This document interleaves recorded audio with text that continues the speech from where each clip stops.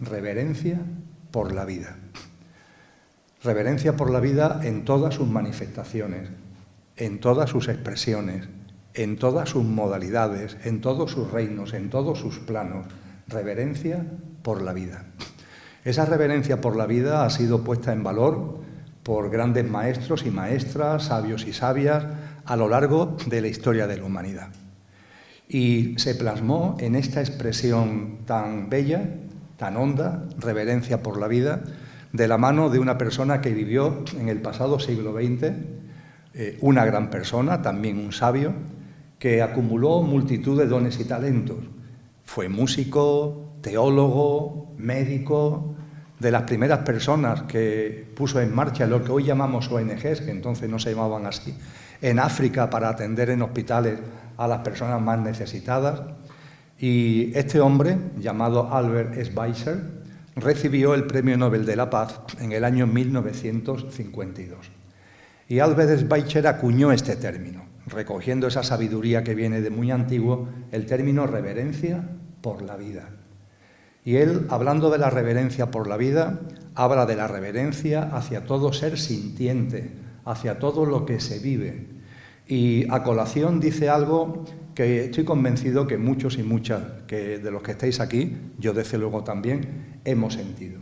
Que cuando esa reverencia por la vida, cuando esa devoción, cuando esa conexión, cuando ese respeto, cuando esa admiración por la vida en todas sus manifestaciones, en todas sus modalidades, llega a una persona, nos transformamos. Eso produce una transformación.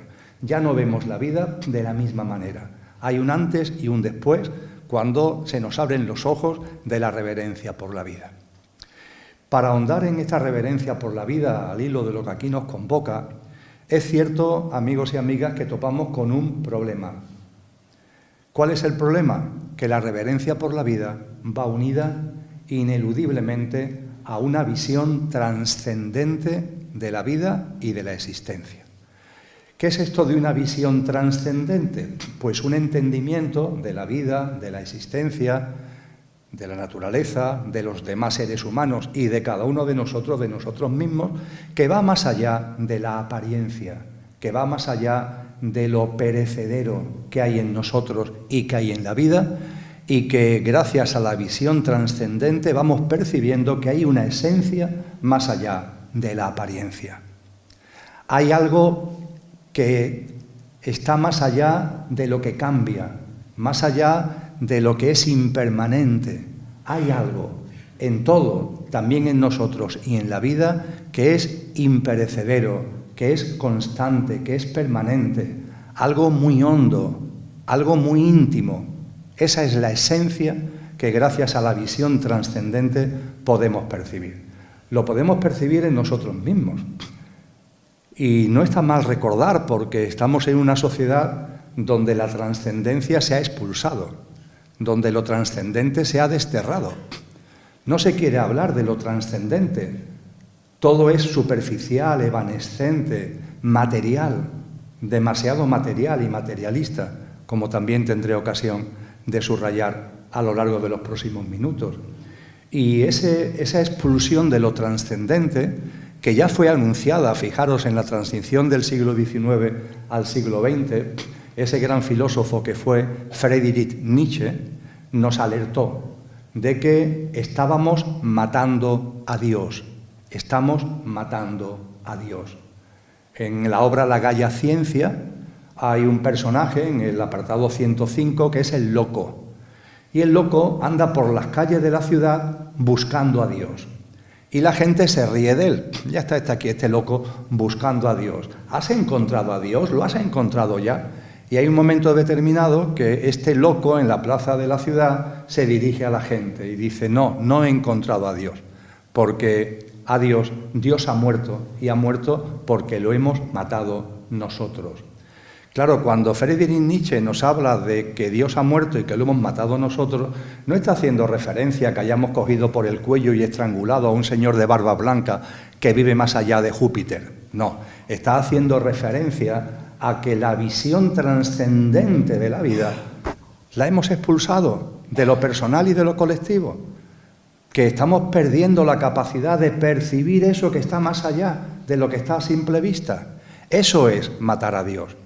Y un poquito después, a principios del siglo XX, ese gran, vamos a llamarle filósofo, aunque fue muchas cosas, que también muchos de vosotros y de vosotras seguro que habéis oído hablar de él, que fue Rudolf Steiner, él hablaba de este matar a Dios y él lo explicaba diciendo que la sociedad actual padece una enfermedad.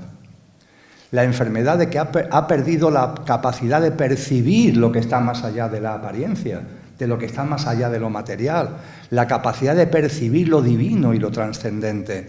Y él dice que esto es una auténtica enfermedad que afecta a los seres humanos, que cuando un ser humano pierde la capacidad de ver lo que está más allá de la apariencia, está enfermo y que eso se va a manifestar en su mundo vital, en su mundo físico. Y con una gracia germana, con un sentido del humor germano, dice dice Rudolf Steiner a continuación, y esta enfermedad es una enfermedad que no curan los médicos. Con el mayor respeto a los médicos, esta enfermedad no la curan los médicos, porque la mayoría la sufren, con lo cual difícilmente van a curar algo que ellos mismos sufren, la incapacidad de ver la esencia que está más allá de la apariencia, en todo, en la vida, que es lo que aquí nos convoca especialmente, y en nosotros mismos. La incapacidad de darnos cuenta que en vosotros y en mí hay algo imperecedero, que este Emilio que está aquí hablando y compartiendo, habrá un momento determinado que viva lo que llamamos la muerte o el fallecimiento físico, igual que os va a pasar a vosotros y a vosotras, por cierto.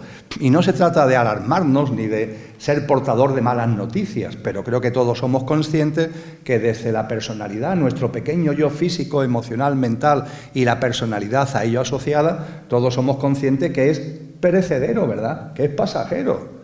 Pero ojo, la buena noticia es que los grandes maestros y maestras, las grandes tradiciones espirituales, nos han abierto los ojos, o al menos lo han intentado, para que veamos que detrás de la apariencia de lo perecedero hay una esencia imperecedera, que en vosotros y en mí hay algo que no va a morir cuando se produzca eso que llamamos muerte. Tampoco en nuestros seres queridos, que cuando nuestros seres queridos fallezcan realmente, lo que realmente son no van a fallecer, que fallece lo perecedero, pero no lo imperecedero. En el idioma que hablamos, en español, tenemos la ventaja de tener dos verbos que son distintos, ser y estar. No ocurren en inglés, donde el verbo to be vale para un roto y para un descosido, vale para ser y vale para estar. Nosotros no, nosotros hablamos de ser, un verbo, y estar, otro verbo, ¿verdad? Pues bien, podríamos decir que lo imperecedero, lo que no conoce la muerte en vosotros y en mí es el ser. Y el Emilio de turno, donde en mi caso el ser que realmente es lo que soy está encarnado, es el estar. El ser encarna en un estar. Y el estar es pasajero. Hoy estás y mañana no estás. Hoy tienes envoltura, en este tal Emilio, en cada uno de vosotros y de vosotras, y hay un momento que llega el fallecimiento y seguimos siendo, el ser no cambia, y lo que cambia es que ya no tenemos envoltura. Estoy con envoltura, estoy sin envoltura, pero el ser sigue siendo. Para ponerlo esto todavía más sencillo, a mí me gusta hablar del conductor y del coche. El coche es aquella parte de nosotros perecedera, eso que va a conocer la muerte, como decía antes, nuestro pequeño yo físico, emocional, mental y la personalidad a ello asociada. Ese es el coche. Pero en el coche está encarnado un conductor, el ser al que antes hacía mención. Y el conductor encarna en el coche para vivenciar la experiencia humana. Al conductor se le ha dado muchos nombres a lo largo de la historia. Todo lo que tiene que ver con la dimensión álmico y espiritual que tenemos los seres humanos es ese conductor. Pero el nombre es lo de menos. Lo importante es percibir que en vosotros y en mí hay algo, conductor, ser, esencia, imperecedero, aunque también haya algo perecedero que habrá un momento determinado que deje de estar. Pero qué importante es percibir la esencia que está más allá de la apariencia, porque además, cuando empezamos a percibirla en nosotros, la percibimos también en los demás. Vemos que también las personas que están con nosotros, aunque lo hayan olvidado por completo, aunque sufran una amnesia, un Alzheimer espiritual profundo, también hay en ellas un conductor. más allá del coche. Y cuando lo vamos viendo en los seres humanos, también lo vamos viendo en la vida, en los reinos de la naturaleza, en todas las formas de vida. Y cuando lo vamos viendo en todas las formas de vida, nos va inundando la reverencia por la vida. Vamos percibiendo el milagro que la vida es, el milagro que la vida representa, el milagro que la vida supone. Y no estoy hablando, amigos y amigas, de religión. Personalmente no tengo ningún credo religioso. Es cierto que para mí, mi guía, mi testimonio, todo lo que impulsa mi existencia es Cristo Jesús, sin ningún tipo de duda. Pero no estoy en ningún credo religioso, no participo de ninguna iglesia, no tengo ninguna creencia religiosa, entre comillas, aunque me considero una persona espiritual. Y desde esa espiritualidad hay un postulado que viene de muy antiguo, que muchos de aquellos que me habéis compartido antes de entrar, que seguís las charlas que doy, etcétera, seguro que os suena, que yo lo llamo el primer postulado metafísico. Y ese primer postulado metafísico nos habla de la divinidad, pero nos habla de la divinidad más allá de los dogmas, más allá de los credos. De hecho, para hablar de Dios, ni siquiera se habla de Dios, porque se considera que lo divino, la divinidad, no cabe en palabras, es innombrable. Es tan colosal, su envergadura es tan extraordinaria, que mentalmente no podemos encajonarlo en una palabra.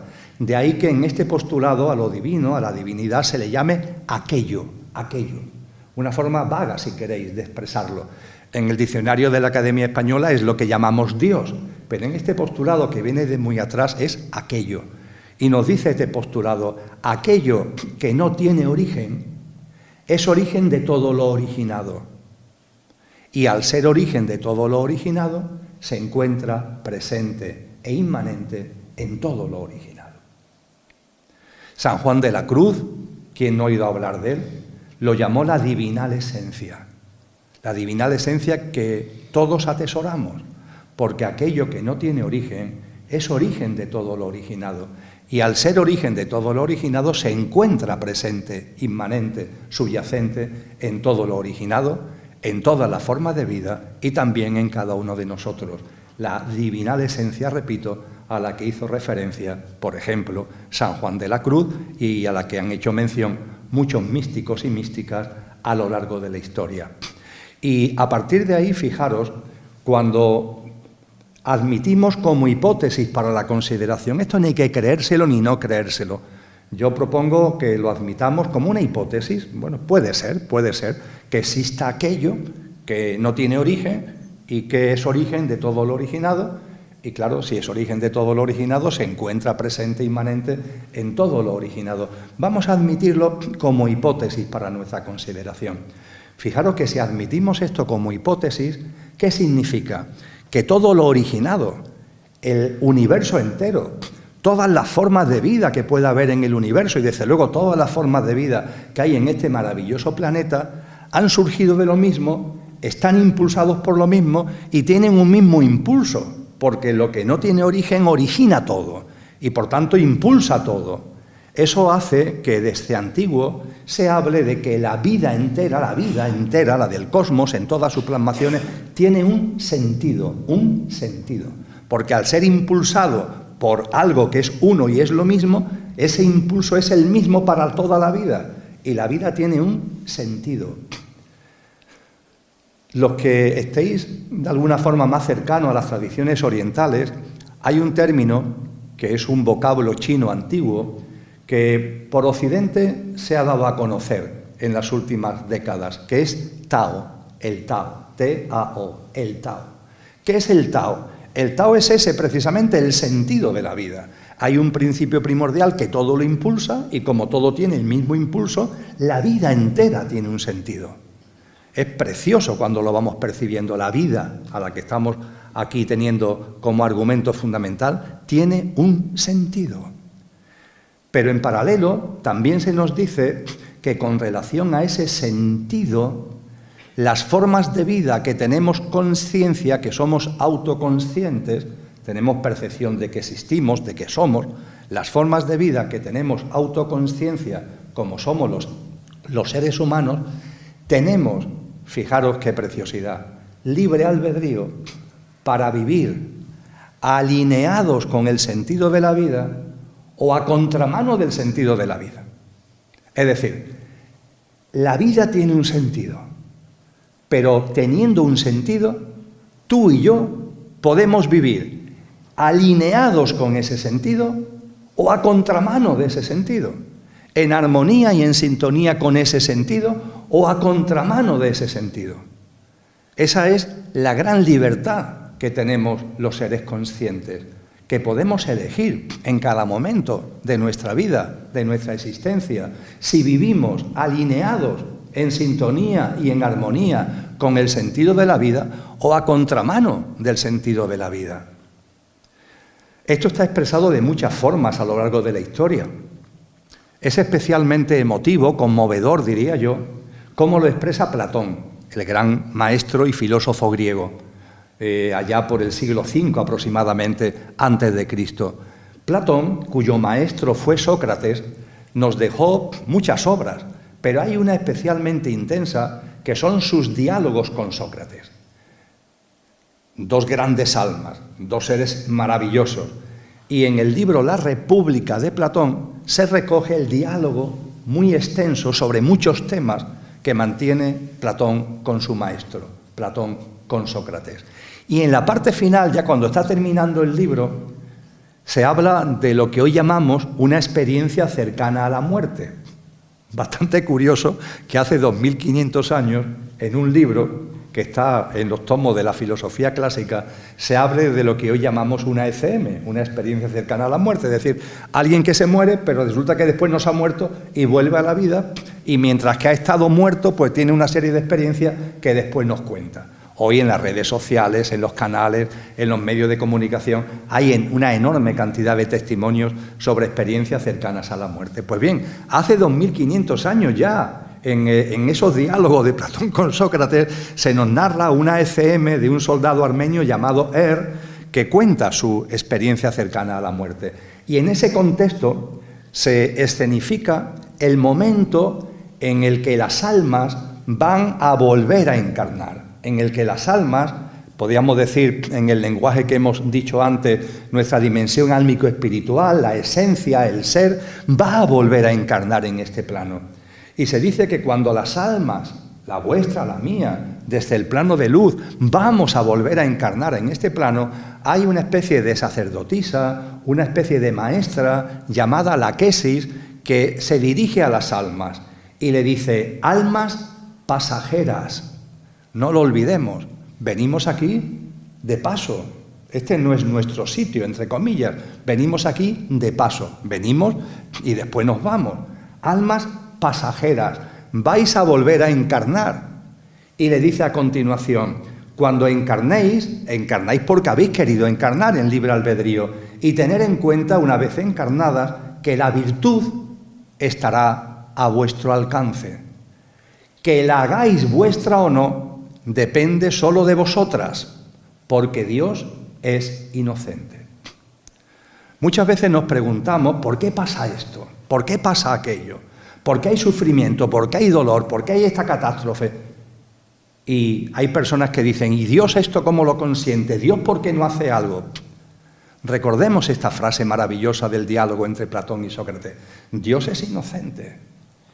El quid de la cuestión está en si nosotros, en la forma de vivir cada uno y en la forma de vivir colectiva, estamos eligiendo la virtud o la estamos rechazando. Porque eso es lo que provoca todo. Si tú vives en sintonía con la virtud, con el sentido de la vida, o a contramano del sentido de la vida. Y tenemos libertad para vivir alineados o a contramano, a favor de o en contra de el sentido de la vida. Tenemos libertad. No le echemos las culpas a la divinidad.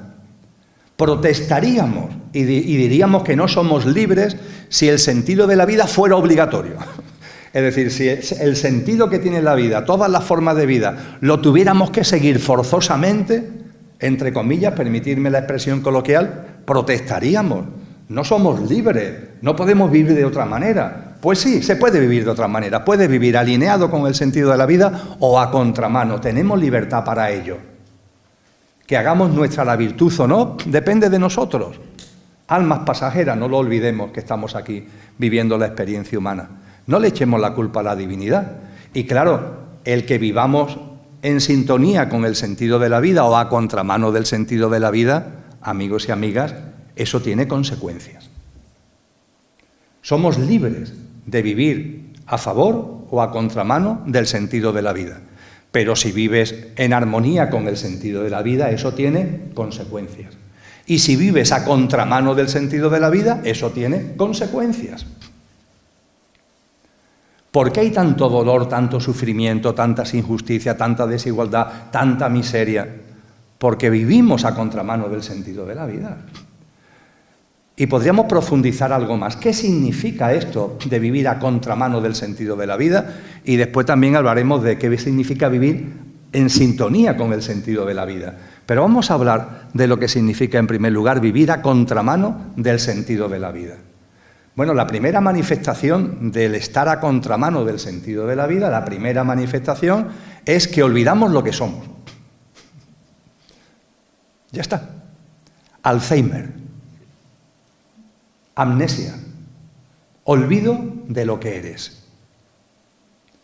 Te crees que eres tu pequeño yo. Es como si yo me creo que soy Emilio y que cuando Emilio muera, yo muero.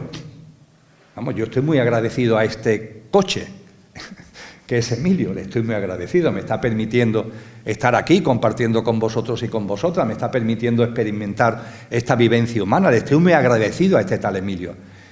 Pero lo que soy está más allá de Emilio. Emilio es el estar. Y habrá un momento determinado que este estar deje de estar porque fallece. Y lo que soy va a seguir siendo ese conductor, esa esencia a la que hacíamos referencia antes. La primera manifestación de vivir a contramano del sentido de la vida es que olvidamos lo que somos. Eres inmortal y lo has olvidado. Y estás aferrado a lo perecedero, a lo efímero y a lo pasajero. Te has encadenado a el pequeño yo en lugar de agradecer al pequeño yo que esté a tu servicio, pero no perder la conciencia de lo que realmente eres. Si lo reflexionáis, amigos y amigas, esta es la razón del sufrimiento humano. La gran razón, la gran causa del sufrimiento humano es el olvido de lo que somos como consecuencia de que vivimos a contramano de la vida. Y esto no lo digo yo, lo han dicho muchos sabios y sabias. Fijaros, ¿quién no ha oído hablar de Buda? Siddhartha Gautama, Buda Gautama. Se cree que vivió, no hay datos ciertos, pero se cree que vivió en torno al siglo VI, al siglo V antes de Cristo, más o menos por la época de Platón, quizás un poquito antes. Y Siddhartha Gautama, Buda Gautama, era un príncipe que vivía en un gran palacio. Eso cuenta la historia que nos ha llegado. Y el padre de Siddhartha se la había arreglado para que en ese palacio tan enorme, que tenía enormes jardines, nunca saliera fuera. Toda su vida estaba entre cuatro paredes, aunque esas cuatro paredes eran amplísimas, insisto, con grandes jardines y una gran belleza. Y Siddhartha se casa y tiene un hijo. Pero hay un momento en su vida que por unas circunstancias sale fuera del palacio. Y cuando sale fuera del palacio y ve la realidad, su corazón se conmueve. ¡Cuánto sufrimiento, cuánto dolor! Él ve sufrimiento y dolor por todos lados, lo mal que lo está pasando la gente. Claro, él, retirado allí en su palacete y demás, no se había percatado. Pero al salir fuera y ver la realidad, el corazón se le rompe. Se le rompe hasta el punto de que quiere dedicar su vida a paliar el sufrimiento humano. Deja a su mujer, deja a su hijo, deja el palacio y se va al mundo, se mete en el mundo. Primero se hace asceta, está 7 años viviendo una vida ascética, pero después ahí no encuentra las respuestas y va buscándolo por otro lado. Finalmente se nos dice que hay un momento determinado en el que, después de un camino, después de un trayecto espiritual, empieza a comprender. Y a partir de ahí nos habla de las causas del sufrimiento humano. También lo encontráis aquellos que hagáis práctica de yoga en los Yoga Sutras de Patanjali, el libro fundamental de la ciencia del yoga, lo encontráis también esto. Se llaman, en el lenguaje del yoga, se llaman klechas. las causas del sufrimiento humano. Son 5, pero aquí la que nos interesa es la primera porque es la fundamental. ¿Cuál es la primera, la gran causa del sufrimiento humano? La raíz de las raíces del sufrimiento humano. El olvido de lo que somos, la ignorancia de lo que somos. Que olvidas tu ser, que olvidas lo que eres, que olvidas tu esencia. La tuya y por añadidura la del otro, y de tus seres queridos, y de la gente que está contigo, y de la esencia fundamental que hay, esa presencia de lo que no tiene origen en todo lo originado. Lo olvidas. Y a partir de ahí, como olvidas lo que eres, te crees que eres lo que no eres. Como olvidas lo que eres, te crees que eres lo que eres efímeramente, pasajeramente. Olvido lo que soy y creo que soy Emilio. Y Emilio es parte de mi experiencia humana. Pero yo no soy Emilio, como vosotros no sois cada uno de los que os miráis al espejo la personalidad que aparentemente sois. Hay algo que está más allá, pero lo hemos olvidado. Eso significa vivir a contramano del sentido de la vida. Eso es lo que las tradiciones espirituales llaman pecado. Un término que nos echa para atrás. Y por favor, el pecado. Este hombre nos va a hablar ahora de los pecados.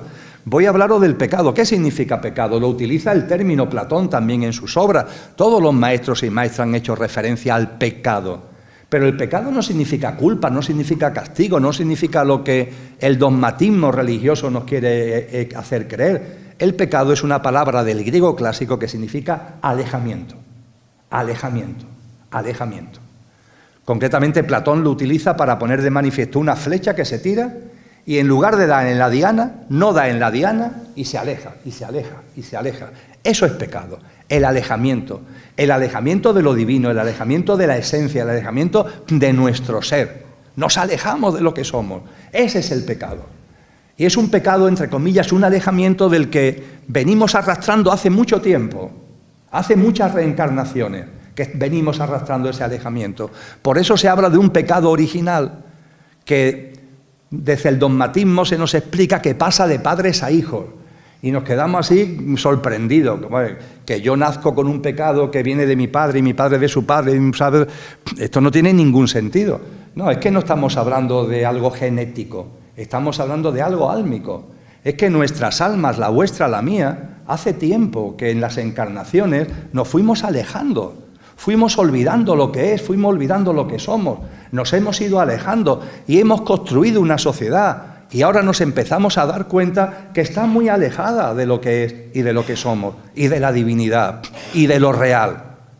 Una sociedad evanescente, superficial, materialista, absolutamente obsesionada por la apariencia, sin ninguna capacidad de ahondar en la esencia y en la verdad de las cosas.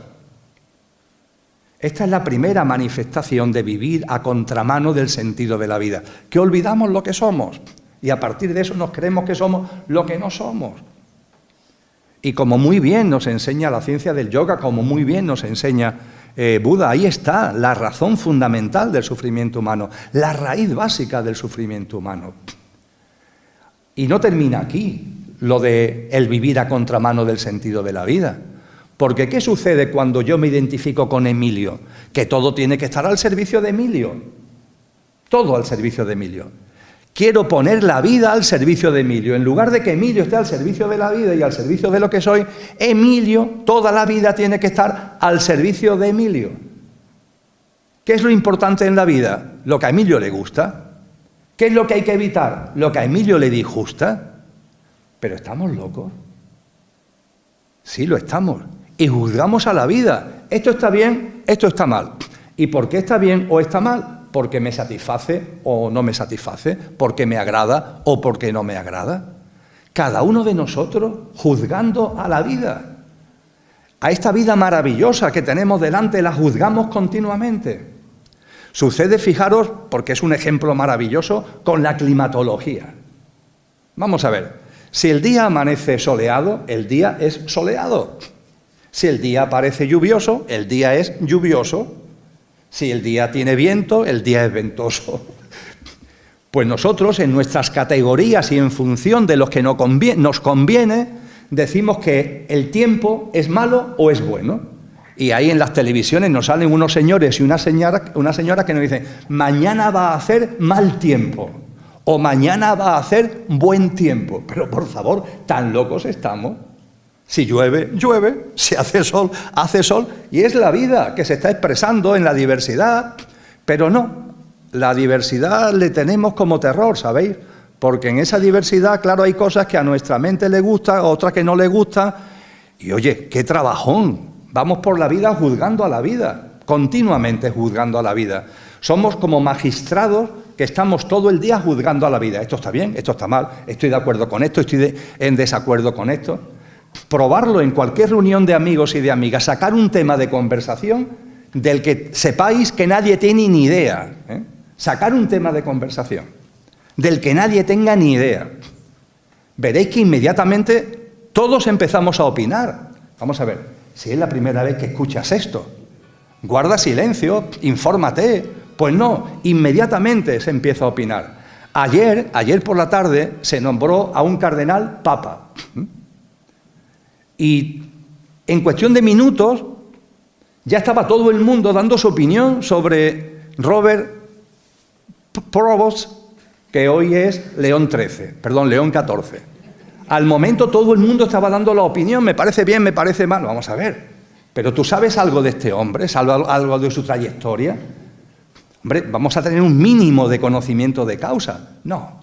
Juzgamos permanentemente, no lo podemos evitar. Ahí sale el magistrado juzgando a la vida, esto está bien, esto está mal, estoy de acuerdo, no estoy de acuerdo. Y lo malo de esto, además, lo más malo, es que no nos pagan, ¿sabéis? Porque a los magistrados, a los jueces, a la jueza tienen un sueldo. Nosotros, sin embargo, estamos permanentemente juzgando a la vida y lo hacemos gratis. Qué trabajón tan inmenso y sin cobrar ni un solo euro. Cuando nos ponemos a contramano de la vida, nosotros nos convertimos en jueces de la vida.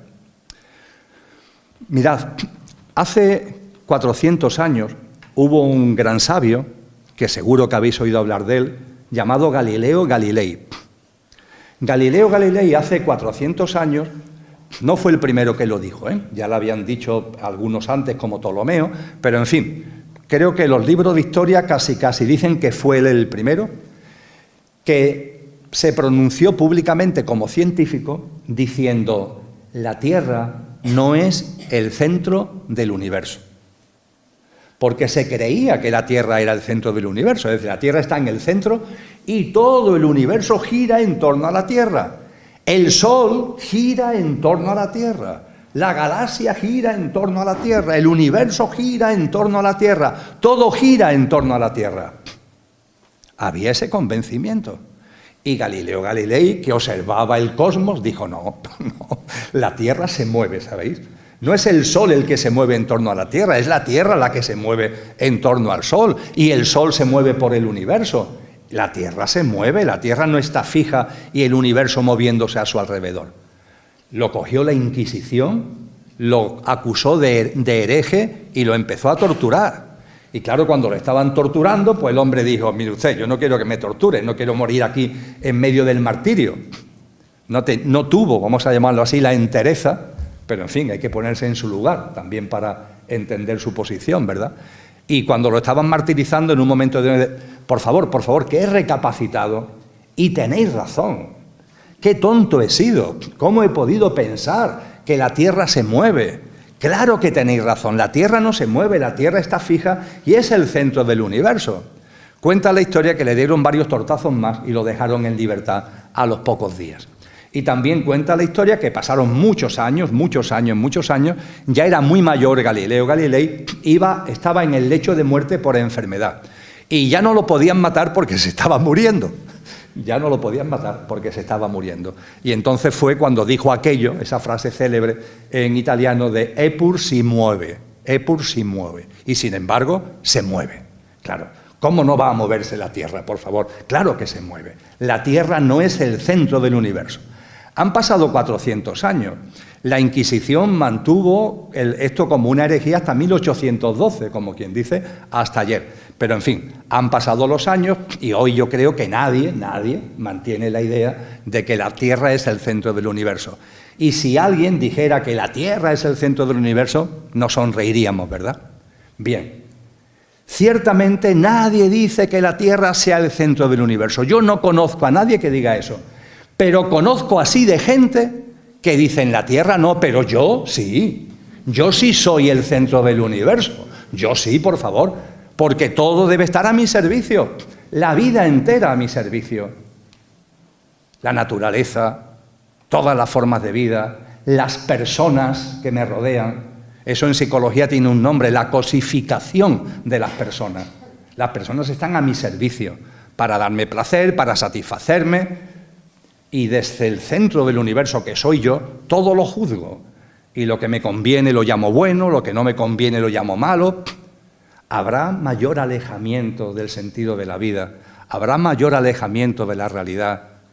Qué pecado tan tremendo, entendiendo como pecado lo que realmente significa etimológicamente este profundo y total alejamiento. Es impresionante. Y claro, el egoísmo, el egotismo, el egocentrismo nos impregnan y casi no nos damos cuenta. Perdemos una mirada compasiva hacia la vida, hacia los demás, hacia los reinos de la naturaleza en su totalidad. Vamos perdiendo esa mirada.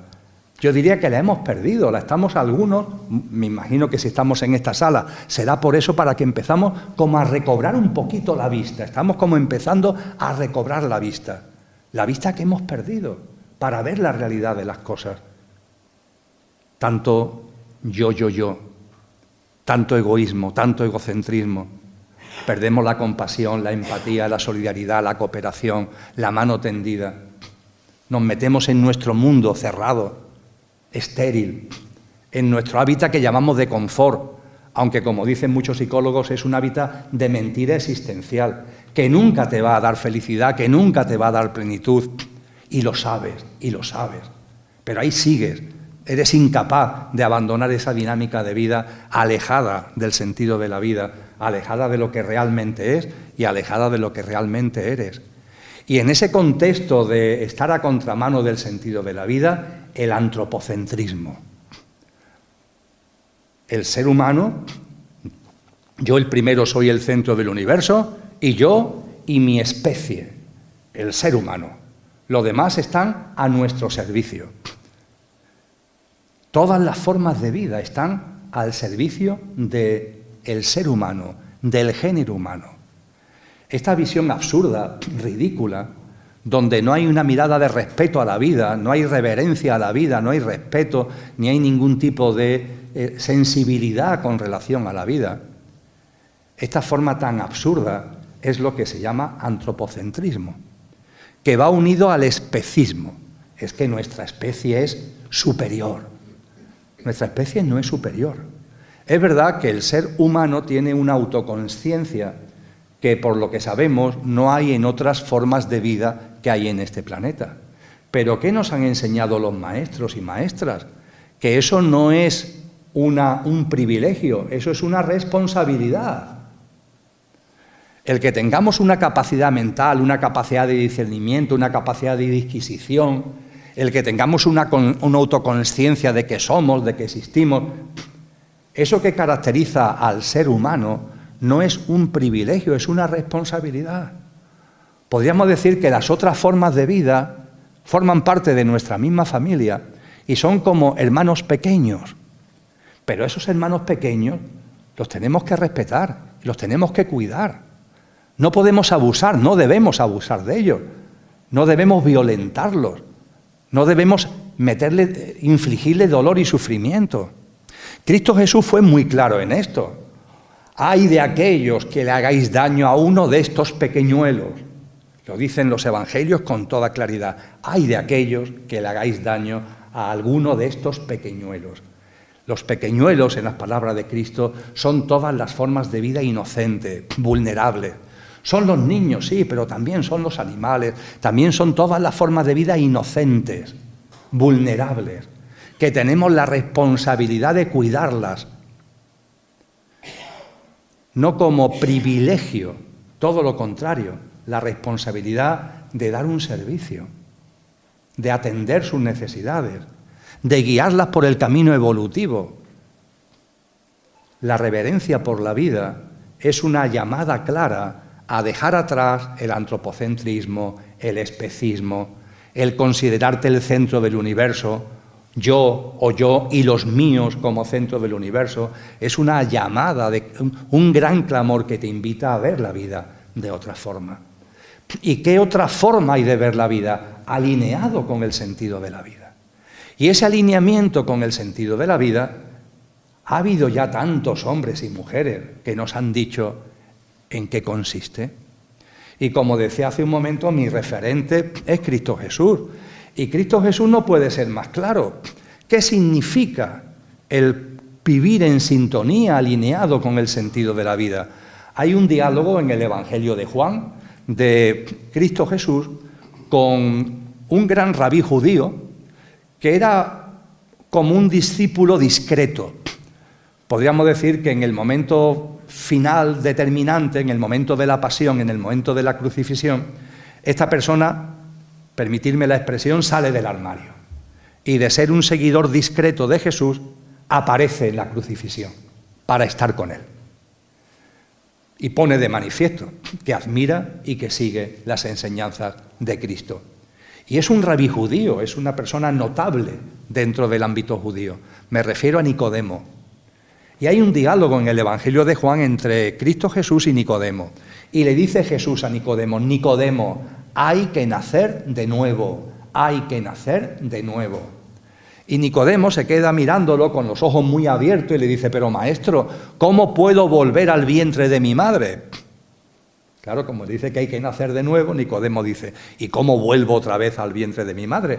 Y le dice Jesús a Nicodemo, Nicodemo, tú eres un rabí judío y no sabes de lo que te estoy hablando. Hay que nacer de nuevo, y para darle más énfasis, del agua y del espíritu. Amigos y amigas, tenemos que nacer de nuevo.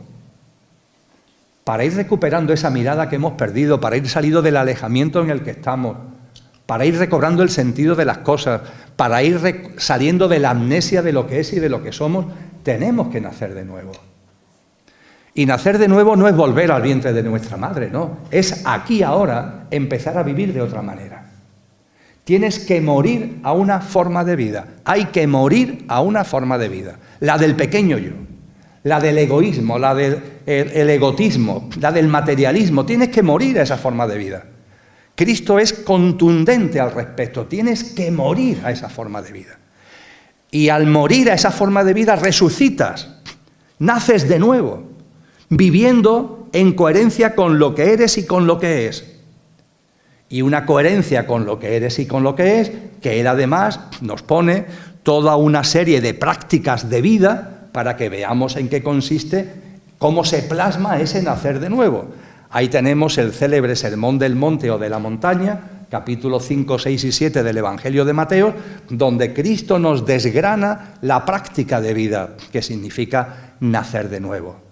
Y que podríamos decir que tiene como elemento, uno de los elementos clave, no el único, pero uno de los elementos clave, la compasión. Nacer de nuevo significa que la compasión brote en nosotros, pero la compasión verdadera, no la compasión con barreras, sino la compasión verdadera. Nacer de nuevo no es tener compasión conmigo. ¿Con quién te compadeces tú? Conmigo. Cuando lo estoy pasando mal me compadezco mucho de mí mismo. En el colmo de la generosidad, conmigo y con los míos. Con mis seres queridos, mis familiares, mis amigos, ahí llega mi nivel de compasión. Pero eso no es compasión. Eso no merece ser llamado compasión. La compasión tiene que ser mucho más amplia, tiene que abrirse, tiene que extenderse, tiene que albergar a todos los seres humanos y a todas las formas de vida. La compasión o es universal o no lo es. Las enseñanzas sobre el amor de Cristo son muy claras al respecto. Tenemos que abrir nuestro corazón. Nacer de nuevo significa una mirada distinta hacia la vida, radicalmente distinta. Estamos aquí al lado del Océano Atlántico, esa mar del que se habla en el título de esta charla. ¡Qué milagro de la vida, Dios mío! Es lo que tenemos delante continuamente. ¿Lo valoramos de verdad? Ciertamente hay personas, seguro que entre vosotros y vosotras, que valoran lo que es el océano, lo que es esa vida, no tengo ningún tipo de duda. Pero también sabemos que hay muchas personas no es que ya es que la desprecien, es que ni lo computan. Entienden que eso está a su servicio. Y si me sobra algo, lo tiro al agua, lo tiro al océano, ya está. Y no pasa nada. ¿Cómo que no pasa nada? Ahí hay vida y estás afectando a la vida. ¿Tanta es tu insensibilidad para no darte cuenta de esto? Todos sabemos que en el Océano Pacífico, por ejemplo, y es solamente un pequeño exponente, los plásticos que arrojamos a los océanos, a los mares, por las corrientes se van moviendo, y mira por dónde hay unas corrientes prioritarias o preferentes que han hecho que una gran parte de los plásticos y microplásticos se hayan acumulado en una zona del Pacífico. Y han formado una isla. Pero es que la isla tiene un tamaño ya similar a la península ibérica. Pero ¿estamos locos? ¿Tanta locura es posible? El alejamiento del sentido de la vida, el alejamiento de la realidad, hasta ahí nos puede hacer llegar. Estamos aquí porque sabemos que también aquí, en las orillas de esta maravillosa costa, cuando hay determinadas mareas, salen de todo. En las marismas de la zona de Isla Cristina salen de todo. Y no salen de todo porque el mar esté construyendo frigoríficos, que a veces salen frigoríficos, sino porque nosotros tiramos frigoríficos al mar. Tan locos estamos. Este precioso planeta, en un 70% es agua. La fuente fundamental de vida es ese agua. El ciclo de vida que forman las nubes, y las nubes dan lugar a las precipitaciones, a las lluvias, y la lluvia vuelve el agua otra vez a ríos y a mares. Ese ciclo de vida tiene su base precisamente en este 70% que es agua. Nuestra vida depende del agua. El propio ser humano es como el planeta. Esto es un dato que nos da la ciencia que es muy llamativo. El planeta es un 70% agua y cada uno de nosotros somos un 70% agua. ¿Hasta qué punto en nuestra propia configuración estamos alineados con la vida y no lo recordamos, no nos damos cuenta? Hay que nacer de nuevo, amigos y amigas. Y nacer de nuevo, además, va a llevar un regalo implícito.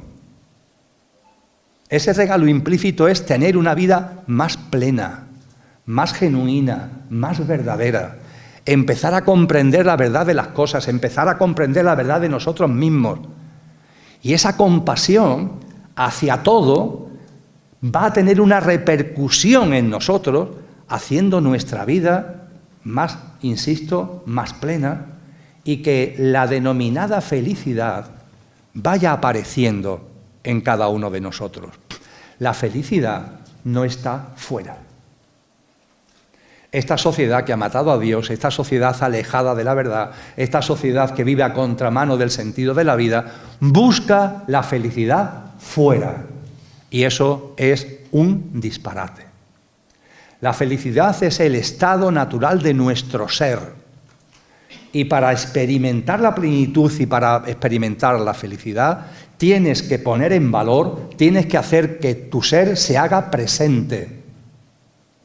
Esto es lo que en el lenguaje cristiano se llama la gracia, un estado de gracia que va apareciendo en el ser humano, que va naciendo de nuevo con la compasión y el amor como grandes banderas. En las tradiciones orientales los budistas le llaman Ananda, bienaventuranza, los hinduistas lo llaman Om Shanti, la paz profunda. ¿Qué más da el nombre?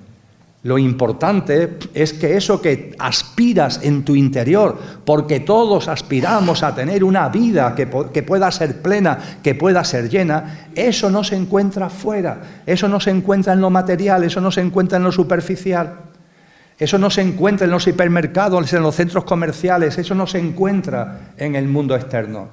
Tienes que cultivarlo tú, los tienes dentro, pero tienes que aflorarlo. Esa divinal esencia la tienes dentro. Pero como decía San Juan de la Cruz, tienes que hacerla subir. Él lo llamó el subido sentir de la esencia, de la divinal esencia. Estamos convocados a eso. Y esto, amigos y amigas, ha sido siempre, siempre imprescindible. Ahora más que nunca. Porque la humanidad, y vosotros y yo, estamos en un punto límite. Yo no voy a hacer ahora un discurso escatológico, que hizo Cristo, por cierto, porque Cristo Jesús nos advirtió muy claramente, oye, que esta generación humana en la que estáis terminará, ¿eh? ¿No creéis que esta generación humana que finalmente ha quedado ahí pillada por el alejamiento de la realidad, el contramano del sentido de la vida, esta generación humana terminará? Capítulo 24 de Mateo le dice a sus discípulos, os voy a hablar de los últimos tiempos de esta generación humana, porque este ciclo humano terminará para que se abra un nuevo ciclo humano, una nueva humanidad alineada con el sentido de la vida, una nueva humanidad ejemplar en la tierra restaurada, que es el gran mensaje del Nuevo Testamento con relación a esto, la nueva humanidad en la tierra restaurada. Pero esto me llevaría, hablar de esto me llevaría por otros derroteros.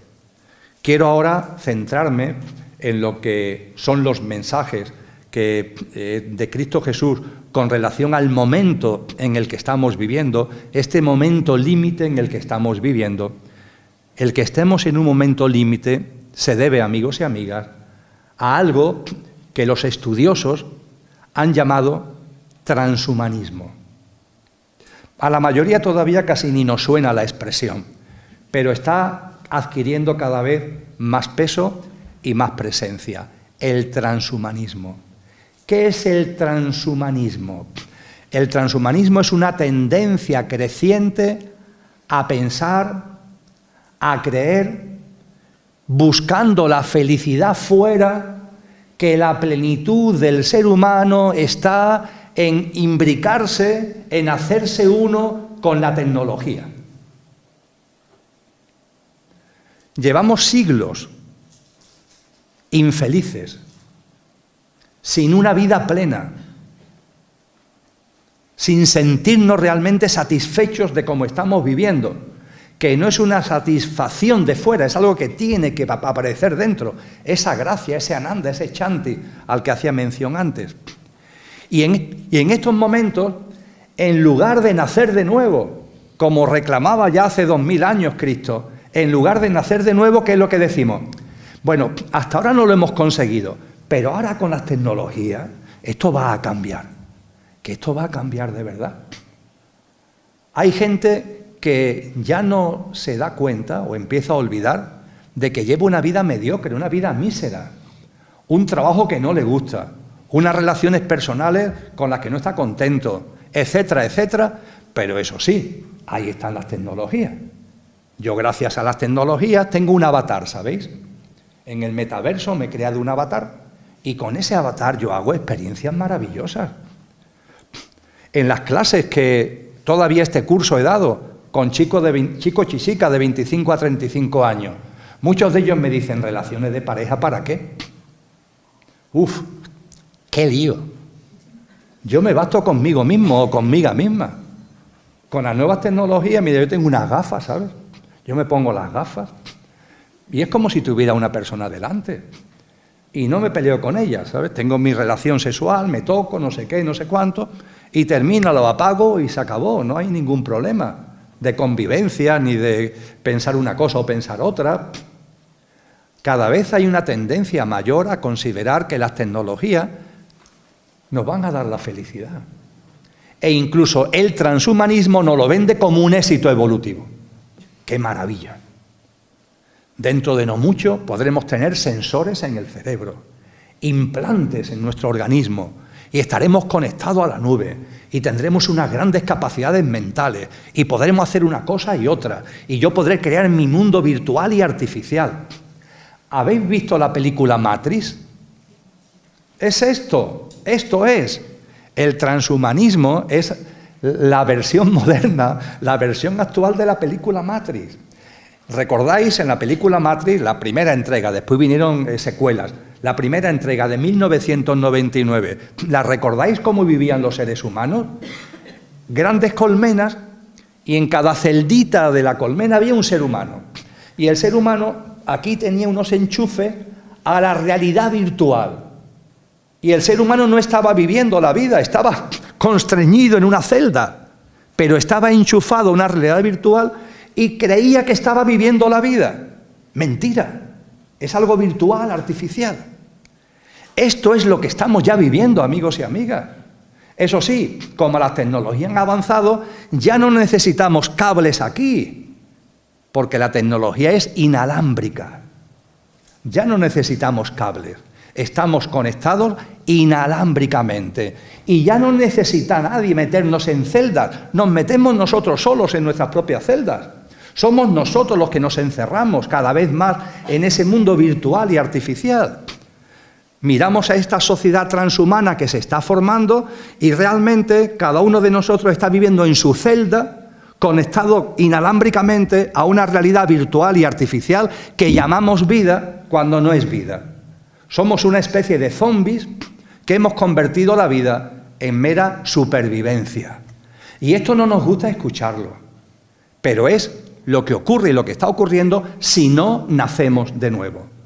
Como queramos mantener una vida alejada de lo que es, de lo que somos, alejada de la vida, alejada de nuestra esencia, esto es lo que nos espera cada vez más. Un ser humano que deja de ser humano para terminar siendo un terminal del contexto tecnológico, un terminal, un apéndice del entramado tecnológico. Un gran entramado tecnológico y yo soy una piececita de ese entramado tecnológico. Y digo que vivo, pero no estoy viviendo, estoy enchufado a ese entramado tecnológico y soy un apéndice de ese entramado tecnológico y dependo total y absolutamente de ese entramado tecnológico. Prueba de que esto es así, el 28 de abril pasado en la península ibérica. El apagón es la prueba del 9.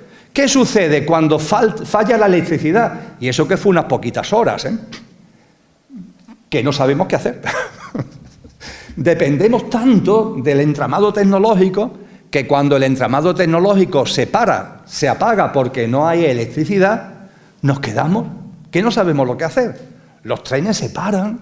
Menos mal que los hospitales y los aeropuertos tienen autogeneradores, pero ojo, si hubiera durado varios días el apagón, no hubieran ya valido, se hubieran quedado también sin funcionar. Colapsa, el sistema colapsa. No sabemos ni cómo comunicarnos con nuestros seres queridos. Estamos tan absolutamente aferrados al móvil, al ordenador, a la tablet, que yo no digo que eso esté mal, ni bien. Las tecnologías no son ni buenas ni malas. Depende de cómo la usemos. Pero creo que con un poquito de sentido común, y el apagón es maravilloso al respecto, nos daremos cuenta que hemos caído en un abuso total y absoluto. Que cuando el entramado tecnológico se para, nuestra vida se queda destartalada. Totalmente destartalada. Grandes atascos, grandes... Insisto, fueron unas horitas, Imaginaros que esto, en lugar de lo que fuera, porque no se sabe todavía a qué se debió el apagón, imaginaros que esto es una tormenta solar. Que, por cierto, los científicos nos han alertado muchas veces de la posibilidad de que el Sol, que tiene tormentas solares, de una de ellas, que haga que el sistema eléctrico, no de una península, sino del conjunto del planeta, se venga abajo. No se sabe durante cuántos días, o durante cuántos meses, o definitivamente. Y con esto no quiero meter miedo, quiero compartir conciencia. El apagón, tengo un vídeo al respecto, una entrevista en la televisión Nueva Humanidad TV, también en el canal de la Academia de la Conciencia que llevamos mi esposa y yo. El apagón es un evento que reclama conciencia. Puede ser, amigos y amigas, que la vida nos esté dando señales para que reaccionemos, para que recapacitemos. Pero nosotros todo lo transformamos en lo mismo, en peleas. Ahí están los políticos peleándose entre ellos, que si este, que si aquel, que no sé cuánto. Yo no, has sido tú, no. El problema no es de las renovables, es de las centrales atómicas, que no sé qué. Que si... unos debates, pero por favor, no podemos ver las cosas con conciencia. Yo os propongo que reflexionemos sobre la posibilidad de que eventos como este sean una llamada a la conciencia, de que nos paremos unos segunditos a pensar, a recapacitar. ¿De verdad es así como queremos vivir? Pero no pasa nada, tuvimos la crisis del COVID hace unos años, todo se paró por completo durante mucho tiempo. Salimos de esa crisis. La reacción de la mayoría de la gente, ¿cuál es? Más, volver a lo mismo y más. Antes se viajaba en avión, ahora se viaja mucho más. El culto a la velocidad, el aferramiento a lo externo. En lugar de utilizar ese tipo de experiencias como espoleta para nacer de nuevo, que quizás sucedan para eso, fijaros, a lo mejor son oportunidades que nos está dando la vida para que recapacitemos, reflexionemos, tomemos conciencia y decidamos empezar a vivir de otra manera. Y me diréis, bueno, pero Emilio, es que sin tecnología no se puede vivir. Ciertamente estamos en una sociedad donde las tecnologías están por todos sitios, pero siempre hay margen de maniobra para hacerlo con sentido común. No es necesario tantas cosas. No necesitamos tantas cosas como nos cuentan. No necesitamos vivir con el culto a la velocidad permanente, estresados, llenos de ansiedad, queriendo más y más, acumulando, reteniendo, atesorando. Si tengo uno, quiero dos. Si tengo dos, necesito cuatro. Si tengo cuatro, ahora quiero 8. ¿A dónde vamos? Y mientras tanto, la vida en nosotros y a nuestro alrededor. Y nosotros sin mirarla, sin hacerla nuestra, sin disfrutarla desde el entusiasmo, no disfrutarla desde el pequeño yo, sino del ser. La percepción de que todo tiene un sentido profundo, amigos y amigas, la percepción de que hay una divinal esencia en toda la vida que nos rodea. ¿Tan difícil nos resulta? Alguno quizá esté pensando y dice, bueno, Emilio, pero es como lo del cura como el párroco del pueblo, ¿no? Que le cantaba las 40 a los que precisamente no estaban cayendo en ese tipo de cosas. Porque claro, los que estaban con el cura no estaban haciendo las maldades que el cura estaba diciendo, pero son los que se llevaban la retahíla del cura. Lo mismo más de uno o una está diciendo, bueno, pero Emilio, nosotros estamos en este camino.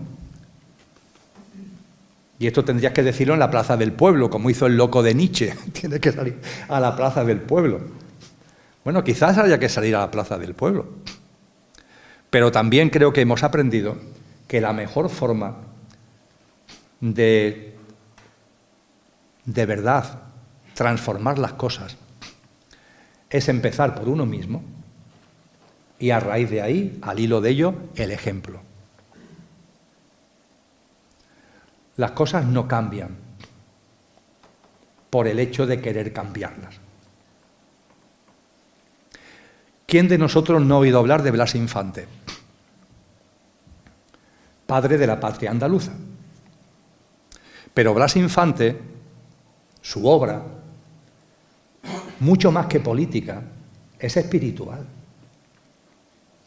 La reverencia por la vida en la obra de Blas Infante es espectacular. Yo creo que todos sabemos que en uno de sus primeros destinos como notario, que fue en un pueblo de la provincia de Sevilla, llamado Lora del Río, él a los que cazaban pajaritos les pagaba por los pajaritos. Pero les pagaba por los pajaritos para que no los vendieran, que se los vendieran a él. ¿Y él qué hacía con los pajaritos? Se iba en medio del campo, lejos del pueblo, y los soltaba. Y cuentan las crónicas que se gastaba un dinerito, comprando pajaritos para que no lo mataran y liberando a los pajaritos. El siguiente destino de Blas Infante fue aquí, en Isla Cristina. Y en Isla Cristina Blas Infante vivió una experiencia muy potente, y es que en un momento determinado hay un zorro, un zorrito, no era muy grande, que empieza a atacar gallinas. Y se monta una partida de caza para cazar al zorro. Y Blas Infante, a los que dirigen la partida de caza, le dice, si me los traéis vivo, os pago este dinero, pero no lo matéis, me lo tenéis que traer vivo, no lo matéis. Total, que cogen al zorrito, se lo llevan a Blas Infante le paga el dinero comprometido y Blas Infante se queda con el zorrito, porque no quieren que lo maten. Y el zorrito va creciendo, era pequeñito, va creciendo. Creo que eso coincide con el hecho de que él también lo trasladan ya en ese momento a Coria del Río, que fue donde tuvo ya su último destino, y a las afueras del río, de Coria del Río, donde lo fusilaron en agosto del año 36. Y en ese zorrito, que es Blas Infante, lo cogen y la Cristina de la forma que os he comentado, cuando ya es adulto, Blas Infante lo suelta en una zona donde él considera que está suficientemente alejado de la civilización para que no haga daño ni a gallinas, ni a ganado, ni a nada parecido. Pero sorprendentemente, el zorrito es capaz de volver a la casa de Blas Infante. Y el zorrito no quiere irse de la casa de Blas Infante. Hay una foto muy famosa de Blas Infante, Lola y yo lo tenemos en el salón de casa, que es Blas Infante, cómo se vestían en aquella época, trajeado, con el zorrito Dimas en su despacho. Está en la mesa de su despacho con Dimas, que ya no es un zorrito, ya es un zorro. Y no quedó ahí la cosa, tiene escrito un libro que es una preciosidad, que son mis diálogos con Dimas. Él le puso al zorro de nombre Dimas. Y los diálogos con Dimas, los diálogos con mi zorro de Blas Infante son impresionantes. Qué compasión, qué sensibilidad, qué espiritualidad hay ahí tan impresionante, amigos y amigas. Hablando del cambio, la reverencia por la vida, la nueva mirada hacia la vida, el nacer de nuevo, no es un cambio, es mucho más que un cambio. Es una reevolución. Fijaros, reevolución, porque es mucho más también que una revolución. En los años 50 del pasado siglo, del siglo XX, un autor italiano llamado Lampedusa escribió una obra, una novela que tiene como título El gato pardo. Se ha llevado al cine, interpretada por Burt Lancaster, creo recordar, como principal protagonista. La tenéis hoy libre en las redes sociales para poderla ver. El gato pardo, la novela, discurre en Italia en el siglo XIX, en plena revolución garibaldiana. Las camisas rojas de Garibaldi están haciendo la revolución. Y hay dos nobles, dos príncipes que están hablando entre ellos. El tío y el sobrino son parientes, están hablando entre ellos. Y uno de ellos está muy asustado. Que viene la revolución, que viene el cambio, que viene Garibaldi. Y el otro, que es mayor, con la voz de la experiencia, le dice: no te asustes. Es necesario que todo cambie para que todo siga igual. Es necesario que todo cambie para que todo siga igual. Parece una paradoja, ¿verdad? Reflexionar sobre esta paradoja. Muchas veces hablamos de cambio y de cambio y de cambio, y realmente, amigos y amigas, no hay cambio ninguno. Las cosas siguen siendo igual. Hay cambios en la punta del iceberg, pero lo que hay por debajo del iceberg, que es la gran masa del iceberg que no vemos, no cambia nada, sigue siendo igual, exactamente igual. Y ante esto, Blas Infante, ¿qué es lo que nos dice? Palabras suyas textuales, que han llegado como un gran legado de este gran maestro. Dice Blas Infante: os recuerdo que murió de balazos en la cabeza en agosto del 36, por ser un buen hombre. Yo creo que además, si no lo hubieran matado los unos, quizás lo hubieran matado los otros. Desde luego, yéndonos a esta frase, lo podríamos entender, porque él dice: si vuestra revolución no es la del espíritu, quedaros con vuestra revolución. El espíritu es el único revolucionario verdadero. Blas Infante, como tantos hombres y mujeres sabios y sabias, no nos han hablado de revolución, sino de reevolución. Porque tiene que surgir de dentro, tiene que surgir de ese espíritu, de esa chispa divinal que todos tenemos, poniendo en valor lo que somos, poniendo en valor lo que es, naciendo de nuevo, como nos dice Cristo. Ahí está la reevolución. Naces de nuevo. Y nacer de nuevo tiene una dimensión individual. Tú y yo tenemos que nacer de nuevo. Y nacer de nuevo es ser buenas personas en el buen sentido de la palabra. Y todos sabemos cuando hacemos nuestra o no la virtud, volviendo a Platón. Si antes hablaba de Blas Infante, andaluz, como la mayoría de los que estamos aquí, ahora voy a hacer mención a Antonio Machado, paisano, sevillano. Y Antonio Machado, otra alma maravillosa, una persona humilde, honesta al 100%, también de una honda espiritualidad. Él, modestamente, hay un poema que hizo sobre él mismo.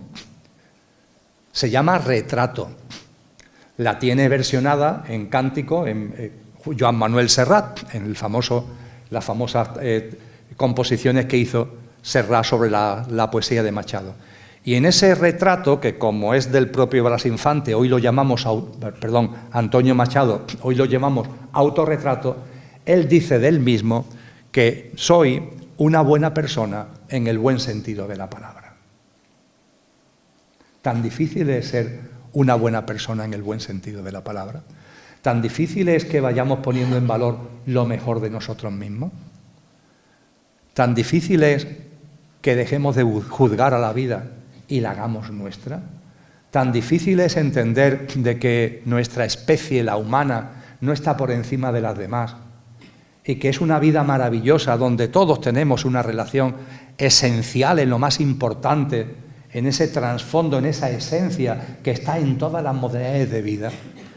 Tan difícil es que la reverencia por la vida se vaya haciendo en nosotros, tan difícil es que la compasión se vaya abriendo en nuestro corazón sin barreras, tan difícil es. Insisto que creo que estamos en un momento límite. Los que más hablan al respecto nos hablan de que se está configurando un nuevo orden mundial. Posiblemente sea así. Y posiblemente ese nuevo orden mundial tiene como fecha clave el famoso 2030 con la célebre agenda por detrás de ella. Posiblemente sea así. Pero más que quedarnos en eso, en que se está configurando un sistema nuevo, el sistema actual creo que es bastante evidente que está muy en descomposición, y es que se está configurando una nueva forma, una nueva sociedad, una nueva economía, una nueva política, un nuevo orden, en definitiva, como le llaman. Pero lo más importante no es quedarnos en el análisis, entre comillas, político. Es comprender lo que ese nuevo orden conlleva e implica. Y ese nuevo orden tiene como ideología, está impregnado de transhumanismo. Y el transhumanismo, amigos y amigas, es hacernos creer que ese vacío interior que tenemos, esa insatisfacción vital que nos inunda, la podemos solucionar con la máquina, lo podemos solucionar con la tecnología. Y eso es una gran mentira. Las tecnologías que sean bienvenidas, pero para usarlas con sentido común, para ponerlas a nuestro servicio, y no que nosotros seamos absorbidos por voluntad propia, además, en el entramado tecnológico, para terminar siendo simplemente un engranaje más, una pieza más de ese gran entramado tecnológico. El momento es límite, posiblemente. El 28 de abril fue una llamada de atención importante, o por lo menos yo pienso que deberíamos verlo como una llamada de atención importante, una llamada a la conciencia. Pero esta sociedad, que desde el alejamiento, el célebre pecado, que desde vivir a contramano del sentido de la vida, esta sociedad que, cayendo en todo esto, ha matado a Dios, como decía Nietzsche. Cuando se mata a Dios, ¿qué sucede? Esto lo encontramos muy bien reflejado en el Antiguo Testamento cristiano, porque en el Antiguo Testamento hay una escena, creo que es en el libro del Éxodo, donde Moisés ha subido a la montaña para estar en contacto con la divinidad y tarda en volver. Y como Moisés se ha ido, ¿qué es lo que hace el pueblo judío? Esta es la alarma que os decía. ¿Qué es lo que hace el pueblo judío? Que construye un becerro de oro y empieza a adorar el becerro de oro. La figura del becerro de oro es muy interesante, Porque cuando lo trascendente se expulsa,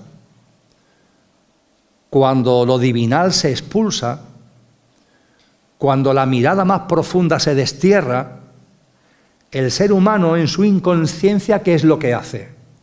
Adorar lo material, adorar becerros de oro. Y hoy las tecnologías las estamos convirtiendo en ese becerro de oro. Las estamos adorando, creyendo que ahí está la salvación, que ahí está lo que nos va a sacar, insisto, de una vida mediocre y en buena parte vacía. Vamos a usar las tecnologías con sentido común. No vamos a convertirnos como en Matrix, conectados inalámbricamente a este sistema. Y vamos a llevar a nuestra vida cotidiana, amigos y amigas, una forma distinta de vivir cada instante, de vivir cada día, de vivir cada momento. Siendo lo que somos. Escuchando la voz interior de nuestro ser que está ahí, que nos dice cuándo somos buena persona y cuándo no somos, y abriendo la mirada a la vida. También lo han dicho los místicos: ¿queréis ver a Dios? Puedes mirar dentro. Aquello que no tiene origen está presente en todo lo originado. Puedes percibir la divinal esencia que hay en ti. Pero si por lo que sea eso te cuesta más trabajo, mira afuera, mira la vida, mira la naturaleza. Ahí está la divinidad. En la mística castellana, en la mística española, Fray Luis de León, Miguel de Molinos, Teresa de Ávila, Juan de la Cruz, con toda claridad nos hablaron de la importancia de avanzar naciendo de nuevo en nuestro día a día, intentando ser nuestra mejor versión, intentando ser buenas personas. Nos dijeron algo muy importante: cuando vamos naciendo de nuevo, no hace falta que hayamos nacido del todo. Cuando empezamos a nacer de nuevo, cuando empezamos a andar de una forma distinta, cuando empezamos a contemplar nuestra vida, la vida de los demás y la vida en su conjunto de una manera diferente, se produce un hecho que es natural, pero que puede parecer extraordinario. ¿Qué es lo que pasa, según estos místicos? Que vemos a Dios en todas las cosas. Ver a Dios en todas las cosas. ¿Empezamos a entreverlo? ¿En vuestras miradas empezáis a percibirlo? Mirando ese océano maravilloso, esa mar magnífica, ¿podéis percibir la presencia de la divinidad en ese agua, en esas olas, en las formas de vida que hay ahí? Los grandes místicos nos han llamado a esto, y nos han llamado en el nacer de nuevo, y nos anuncian que viviremos ese estadio en el que veremos a Dios en todas las cosas. Y nos dicen además, y creo que con esto podemos terminar, porque es como el broche de oro al nacer de nuevo, digo yo que cuando esto se experimenta es que ya habremos nacido de nuevo definitivamente, sin ningún tipo de ansiedad y sin prisa, ojalá lo vivamos, porque ¿qué nos dicen también estos grandes místicos? Que efectivamente veremos a Dios en todas las cosas. Pero es que después, en ese camino que estamos andando, ya no solo veremos a Dios en todas las cosas, sino que veremos todas las cosas con los ojos de Dios. Ya no solo ver a Dios en todas las cosas, ver todas las cosas con los ojos de Dios. Y esto no es un imposible, porque la esencia divina está en nuestro ser. Ese ser que tenemos olvidado, ese ser que tenemos ahí como adormilado, como metido en un cajón y totalmente apegado al coche, olvidando al conductor. Amigos y amigas, vamos a recordar el conductor que somos, vamos a tomar desde el conductor el mando consciente de nuestra vida. Modestamente, humildemente, vamos a ir avanzando en una dinámica de vida donde vayamos siendo nuestra mejor versión. Vamos a ir naciendo de nuevo. Y un termómetro magnífico para todo esto es la vida. También el ser humano. y además de la vida y el ser humano, la mar. Qué maravillosos termómetros, la vida, el ser humano y la mar, para ir dándonos cuenta si realmente estamos naciendo de nuevo o seguimos ahí enfrascados entre los barrotes del pequeño yo, entre los barrotes de lo que no somos y entre los barrotes que Cristo Jesús nos convoca a ir dejando atrás. Amigos y amigas, vamos a nacer de nuevo. Muchísimas gracias por vuestra atención, ha sido un placer. Muchas gracias.